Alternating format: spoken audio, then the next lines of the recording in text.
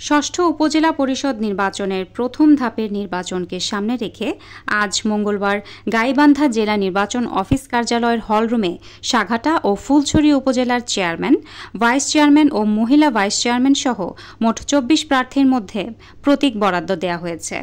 সাঘাটা উপজেলা চেয়ারম্যান পদে ২ জন প্রার্থিতা প্রত্যাহার করায় চেয়ারম্যান পদে উপজেলা আওয়ামী লীগের সভাপতি এস.এম. শামসুল আরেফিন টিটু বিনা প্রতিদ্বন্দ্বিতায় বেসরকারিভাবে চেয়ারম্যান নির্বাচিত হয়েছেন।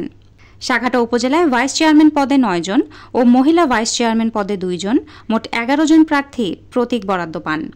আর ফুলছড়ি উপজেলায় চেয়ারম্যান পদে ২ জন, একজন উপজেলা আওয়ামী লীগের সভাপতি জি.এম. সেলিম পারভেজ ঘোড়া ও অপরজন সাবেক উপজেলা চেয়ারম্যান আওয়ামী লীগ নেতা আবু সাইদ মোটরসাইকেল প্রতীকসহ ভাইস চেয়ারম্যান ৮ জন ও মহিলা ভাইস চেয়ারম্যান পদে ৫ জন, সর্বমোট ১৩ জন প্রার্থীকে প্রতীক বরাদ্দ দেওয়া হয়েছে।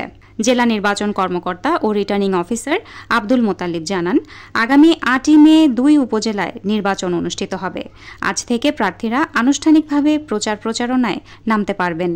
গাইবান্ধা থেকে ওবায়দুল ইসলামের পাঠানো তথ্য ও ভিডিও চিত্রে বিস্তারিত জানাচ্ছিলাম আমি উর্মি আক্তার। রূপান্তর সংবাদ, নিউজ ডেস্ক।